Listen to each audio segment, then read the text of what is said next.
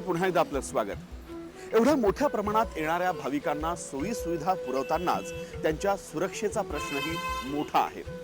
नाशिकमधील वाढती गुन्हेगारी, दहशतवादी कारवायांच्या पार्श्वभूमीवर पोलीस प्रशासनानं आत्तापासूनच कंबर कसली आहे। सिंहस्थ काळात अनेक संशयित आणि फरार गुन्हेगार पुन्हा नव्यानं शहरात दाखल होण्याची मोठी शक्यता लक्षात घेता पोलीस यंत्रणाही सज्ज झाली आहे। या गुन्हेगारांवर लक्ष ठेवण्यासाठी सिंहस्थ दरम्यान विशेष टीम नाशकात दाखल होणार आहे। शहरात सध्या 11 पोलीस स्टेशन्स आहेत। याची संख्या आणखी 2 न वाढवण्यात येणार आहे।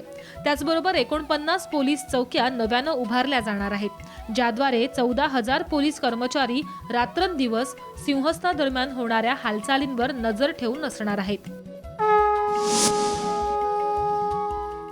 348 सीसीटीव्ही कॅमेऱ्यांची कुंभमेळ्यावर नजर असणार आहे। 29 बराकींची संख्या वाढवली जाणार आहे। पोलीस मदतनीस म्हणून 2500 व्हॉलंटियर्स कार्यरत असतील। शहरांतर्गत 30 किलोमीटरचे बॅरिकेडिंग केलं जाणार आहे। आपत्ती व्यवस्थापन आणि गर्दीचं नियोजन करण्यासाठी विशेष टीमचं मॉक ड्रिल सध्या सुरू आहे।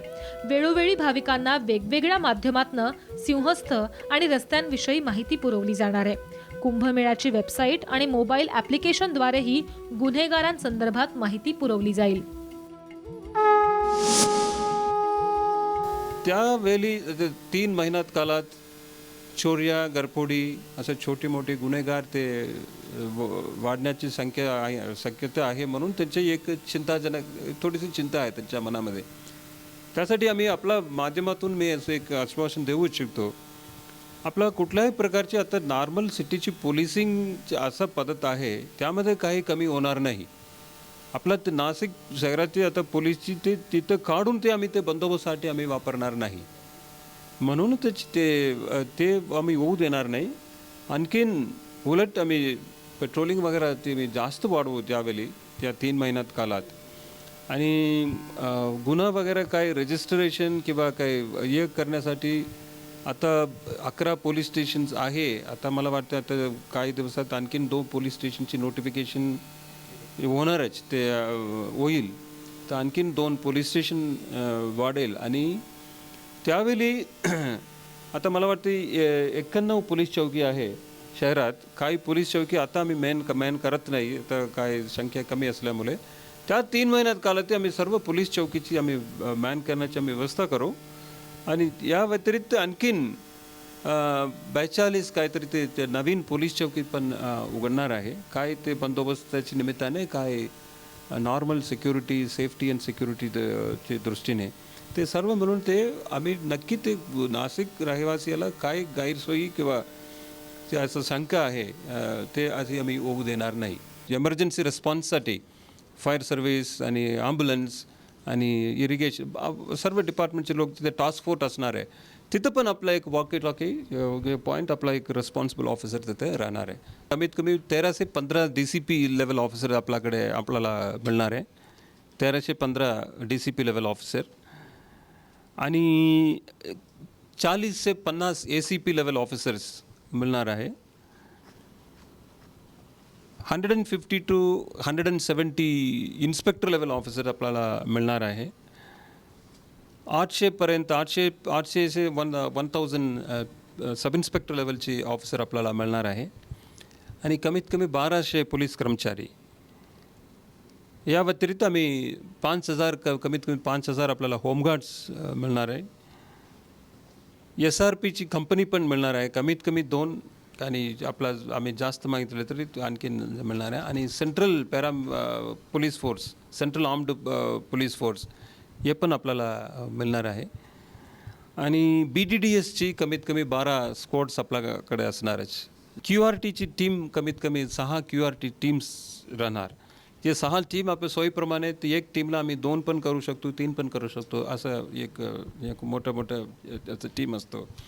आणि या व्यतिरिक्त फोर्स 1 आता आपण ऐकायला असेल, ते फोर्स 1ची अधिकारी आणि ते पण आपला टीम असणारच। ऑरेंज कलरचा जो टिंब दिसतोय तो आउटर साधुग्राम एरिया आहे। तिथनं शाही मिरवणुकीची सुरुवात होणार आहे लक्ष्मीनारायण मंदिरपासनं। या मार्गावर हिरवा जो रस्ता दिसतोय तो इनकमिंग रूट आहे शाही मार्गाचा, नवीन इनकमिंग रूट।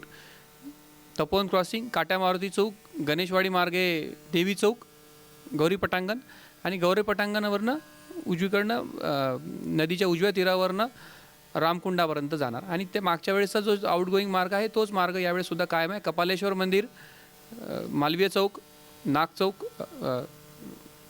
गजानन चौक, काट्या मारुती चौक, त्यानंतर संतोष टी पॉईंट, नवीन अळगाव नाका आणि तपोवन असा तो मार्ग आहे.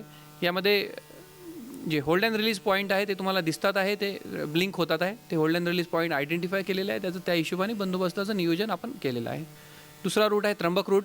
त्र्यंबक रूटचं वैशिष्ट्य असं आहे की या मार्गावर त्र्यंबकेश्वरकडनं येणारे भाविक येणार आहे. म्हणजे त्र्यंबकेश्वर जे स्नान करून येणारे जे भाविक आहे ते भाविक या रस्त्यावर येणार आहेत. कारण की तशी एंट्री शहरामध्ये या भागामध्ये राहणार नाही, कारण की त्र्यंबकेश्वरला वेगळं कुंभमेळा भरतो. त्यामुळं जे कोणी येणार आहे त्र्यंबकेश्वरकडनं येणार आहे आणि या शहरामध्ये जे 24 घंटे पहिले आलेले भाविक आहे आणि शहरातील भाविक या मार्गाचा उपयोग करू शकतात. या मार्गावर तुम्ही जर का बघितलं तिथे तर इनकमिंग रूट निळ्या याने दाखवलेला आहे, पूर्ण outer parking two inner parking, आणि इनर पार्किंगपासून घाटापर्यंत हा लाल याने दाखवलेला आहे. ते जे ॲरो दिसतात आहे ते क्रॉसओव्हर पॉईंट्स आहे. म्हणजे महात्मानगरकडचा व्यक्ती जर का त्याला अंबडच्या भागामध्ये जायचं असेल तर हे पॉकेट्स ठेवलेले आहेत, त्यांना कुठे कुठे जायचे असेल तर तो सहज ती भाग क्रॉस करू शकतो. फक्त ह्या ज्या निळा आणि लाल जो मार्ग आहे यावर कोणालाही मुवमेंट अलाउ राहणार नाही, कारण की ह्यावर मुवमेंट अलाउ केली आपण तर ती पायी जाणाऱ्या भाविकांसाठी गैरसोयीची ठरणार. त्याचबरोबर शटल बस सर्व्हिसची जी मुवमेंट आहे त्याच्यावर याचा परिणाम होणार. जर का त्याच्यावर भाविक त्या मार्गावर जर का वाहनं सुरुवात झाली तर शटल बस सर्व्हिसची फेरी करण्याची क्षमता कमी होणार आणि त्यामुळं आउटर पार्किंग या ठिकाणी भाविक जे पिलग्रिम्स येणार आहेत त्यांची गैरसोय होणार. जवळपास सर्वच पातळ्यांवर प्रशासनानं आपली तयारी पूर्ण केली असली तरी सिंहस्था दरम्यान अनेक मोठी आव्हानं अगदी आवासून उभी आहेत. आता या सगळ्या पातळ्यांवर प्रशासन आपली जबाबदारी किती चोख पार पाडतं यावरच सिंहस्थ कुंभमेळ्याच्या आयोजनाचं यश अपयश अवलंबून आहे. आता प्रतीक्षा आहे ती 14 जुलैची. सिंहस्थांचा मेळा या विशेष कार्यक्रमात आज इथंच थांबतोय. पुढच्या आठवड्यात पुन्हा भेटूयात. नमस्कार.